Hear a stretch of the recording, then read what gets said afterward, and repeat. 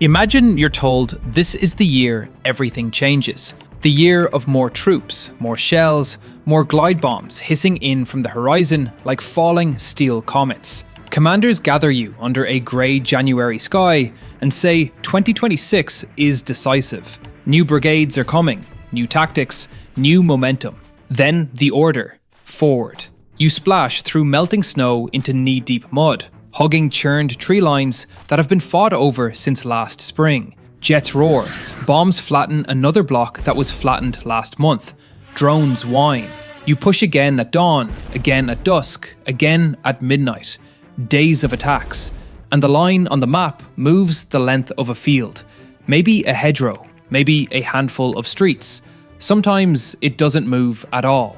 Russia throws in brigades. The front line barely twitches. That's the reality of the big 2026 offensive. Here's the myth. Russian media and a chorus of believers promised a larger winter-spring push, fresh manpower from late 2025 mobilization, lessons learned after Avdiivka, and a reshaped army ready for decisive operations. The message was clear. Mass would crush resistance and deliver a breakthrough. The reality? Neutral assessments say Russia is attacking on many axes. Donetsk, the southern front near Huliaipole, the Borova sector, the Kostiantynivka to Druzhkivka line, but in many of those places, the map barely changes. Since late December and into early January, even with intensified strikes and costly assaults, gains slowed sharply. Meters per day has become the tempo, not a punchline. This video isn't about Western aid solving everything. It's about Russia's problem,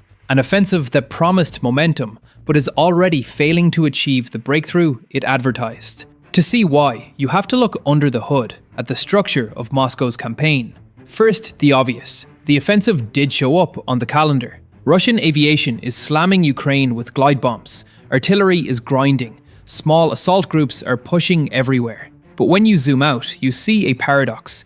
The more axes they attack, the less any one of them moves. Analysts at ISW and CTP call this pattern out repeatedly. Pressure along a wide front yields opportunistic gains here and there, and many attacks end with "did not advance" next to the day's map arrow. The promise was a shift in the strategic picture. The reality is more of the same attrition, just colder, wetter, and louder. Now, for the structural reasons it's failing.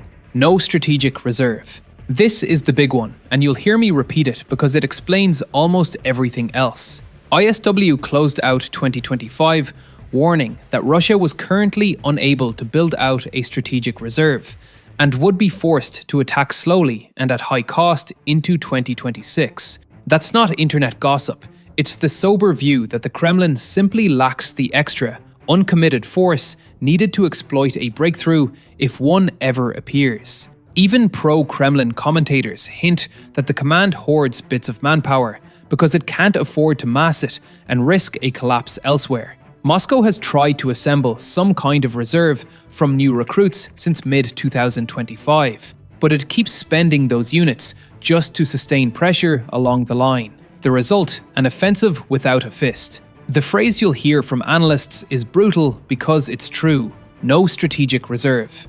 Offensive without maneuver. If you promise sweeping operations but field an army optimized for positional warfare, you get what we're seeing now. Russian tactics are dominated by small infantry assault groups, bite and bleed pushes under a canopy of drones and artillery, and limited armor because Ukrainian kill zones shred vehicles 20 to 25 kilometers from the front. Western studies of the campaign note that Russia struggles to conduct large-scale maneuver. Instead of encirclements and deep thrusts, it's frontal assaults across a broad front, incurring heavy losses for modest gains. This is an offensive designed to grind, not to maneuver, and an offensive without maneuver rarely breaks through. Tiny gains for huge costs. By December 2025, ISW/CTP estimated Russia had gained less than 1% of Ukraine's territory that year, paying disproportionately high personnel costs to do it.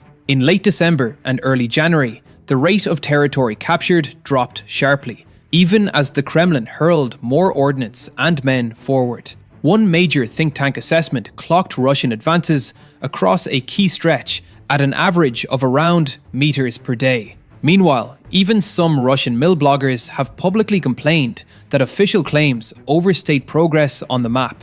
The message they're sending, through gritted teeth, is that the gains simply don't match the losses. Economic and time pressure. The Kremlin can still send bodies, but the clock is starting to say no. Oil and gas revenues, Moscow's budget lifeline, halved in January year over year, hitting their lowest level since mid-2020. Russia ran a 2025 budget deficit of 2.6% of GDP, even after hiking defense spending to about 6.3% of GDP, the highest since the Cold War. To plug holes, the government has drawn down its National Wealth Fund's liquid assets by roughly 2/3 since the war began. Russian officials are already warning that the 2026 deficit could balloon beyond targets as oil discounts widen and spending keeps climbing. That doesn't end the war, but it makes a slow, manpower-soaking offensive more expensive every month. Time is becoming a weapon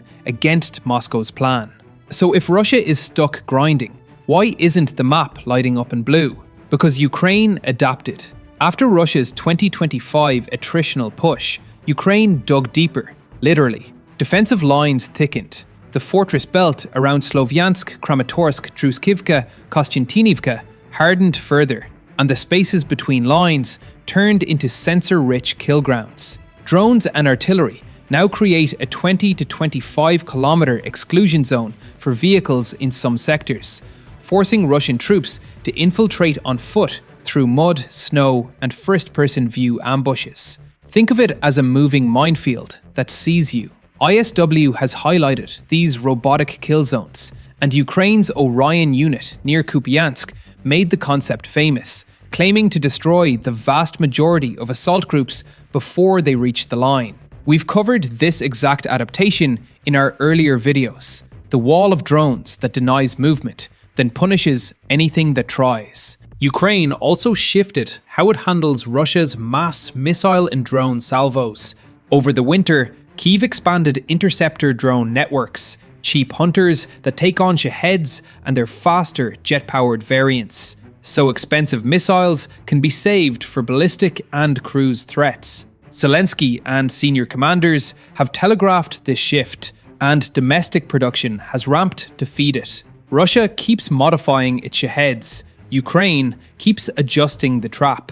It isn't perfect, no air defense is, but it blunts a key component of Russia's offensive toolkit. What about the weather? Russian commanders try to exploit blizzards in ice. It works on both armies. Winter cold shortens FPV flight times. Thick fog reduces target identification. And mud punishes movement. ISW has logged multiple cases of Russian forces leaning on bad weather to infiltrate. Ukrainian units counter by layering sensors and striking when the fog lifts. The result is more of the same. Small infiltration teams, not sweeping mechanized columns. And still, meters per day. Now, let's drop a pin on the map and look at emblematic places where the offensive is already stalling. Huliaipole and the Southern Front. Russia committed significant combat power here late last year and into January. Redeployments, fresh units, and increasingly heavy aviation. The idea was simple: pressure north of Zaporizhia, wedge through, and force Ukraine to pivot scarce reserves. The reality? On many days, even under intense glide bomb cover, ISW recorded continued offensive operations with no confirmed advances. Ukraine even clawed back bits of ground in a few sectors. The southern axis is supposed to be the big lever. Right now, it's a slow turning crank. The Kostiantinivka-Druskivka line. Russian mill bloggers hype this approach because of the fortress belt just beyond it. If you can crack this area, you threaten the heart of Ukraine's eastern defense. But day after day, the geolocated picture is mixed. Many attacks recorded, occasional local advances, and plenty of did not advance. ISW even published a dedicated control of terrain map for this tactical area. The takeaway is that the line is fluid at the edges, but intact. In other words, more noise than movement. The Borova direction, north of the Oskol. This is classic pressure everywhere warfare, probing north, east, south of Borova, seeking to bend the line along river bends and forest belts. CTP/ISW recorded repeated attacks through late January and into early February with the same refrain: assaults reported, no confirmed advances. That's not the signature of a breakthrough. That's the signature of an army trading lives for lines on a satellite photo. Zoom out again. Since December 1st, 2025, the pace of Russian advances has slowed compared to the autumn tempo. Analysts tracking square kilometers and settlement counts show that the Kremlin's winter-spring push hasn't delivered the promised change in the strategic picture. Even ISW's own daily takeaways began to stress the slowdown as the new year opened. When think tanks and mill bloggers agree, even for different reasons, you pay attention. Let's go back to the foxhole for a moment. Second-person immersion, because numbers can numb you. You're a Russian conscript, told that 2026 is the year of victory. You spent a week riding a bus and a train to a staging area that used to be a farm. They issued you a rifle, a radio that eats batteries in the cold, and a poncho that is supposed to make you invisible to drones. Tonight, your job is to follow a volunteer with a thermal scope to a smashed tree line. There used to be a village here. Now it's a collection of holes. The artillery behind you coughs, and you advance across an open field that someone swore was clear. A buzzing starts. Your squad leader hisses, "Down." You're already down, because the buzzing is everywhere. The first FPV hits an empty trench. The second hits the only vehicle that made it this far. The third finds someone screaming. You crawl to the next tree line and discover it's a decoy. Across the way, the real one is laced with mines. A glide bomb slams into a ruined house, and you feel the shock in your teeth. The radio says push. You push. 3 hours later, you're in the same field where you started, and your company is 10 men smaller. Meters per day isn't a number, it's a feeling. Put all of that together, and you get the definition of already failing. Not that Russian forces are harmless, they're not. Not that Ukraine doesn't need Western support, it does. Already failing means the 2026 offensive is failing to do the things it promised to do. It's failing to generate operational breakthroughs. Every week we see the same pattern. Limited mechanized thrusts, quickly attrited by kill zones. Infantry infiltrations that nibble but can't roll up the defense in depth. When mechanized pushes appear, they're repelled at high cost. When foot patrols appear, they're punished by sensors and FPVs. The army Russia has rebuilt is good at positional warfare and massed fires, not fast, deep maneuver. That's why the map looks like a slow-changing bruise instead of a tear. It's failing to force a collapse. Both sides are battered, but Ukraine's adaptation curve remains steep. More drones, deeper lines, better air defense layering.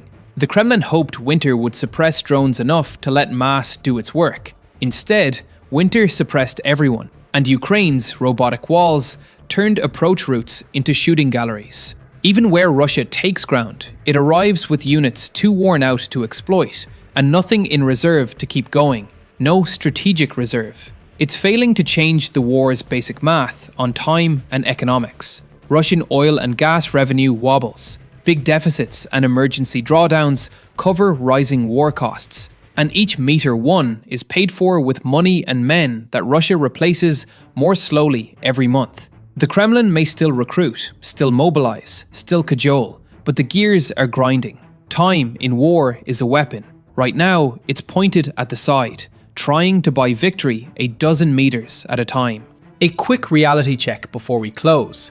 Nothing in this analysis says Russia will stop attacking. Nothing says 2026 will be easy for Ukraine. There will be days when Russian troops take a village, a street, a field. There will be days when Ukrainian lines bend. But if you measure the offensive by its promise, a decisive shift, the ability to open a new front, the power to rip through defenses and shatter the fortress belt, then it is already failing. And unless Moscow conjures a real strategic reserve and an army that can maneuver under the drone artillery umbrella, it will keep failing. That's why many analysts expect the grind to continue through 2026, rather than morph into a sudden, sweeping win. So when you look at the daily map and think, it's static, nothing is happening, remember what the static hides. Thousands of FPVs hunting in the grey, glide bombs pounding positions that were pounded last week, infiltration teams trying to crawl through a drone wall that sees 20 kilometers out. Remember how many brigades you have to throw just to move a line a little. Remember meters per day and no strategic reserve. If you're new here, this channel has been tracking these adaptations since the first quadcopters appeared as oddities and turned into the backbone of modern war. We showed you how Ukrainian kill zones make convoys disappear, and why that single phrase, offensive without maneuver, explains so much of what you're seeing now. If you want straight talk, battlefield numbers, and cinema-grade breakdowns of a war the Kremlin still thinks it can afford, hit subscribe, join the community, and watch what happens when a clumsy attacker meets a defender that learns fast. The map may look static, the story isn't. The myth of the big 2026 offensive promised a sprint. The reality is a slog. Sprints end at the tape. Slogs end when one side can't keep paying for yards that don't matter. Right now, Russia is paying through the nose for meters per day. Ukraine is paying to stand, dig, and strike. As long as the defender keeps learning and the lifeline of support holds, the offensive we were told to fear will keep failing in the way that matters most. It won't change the endgame.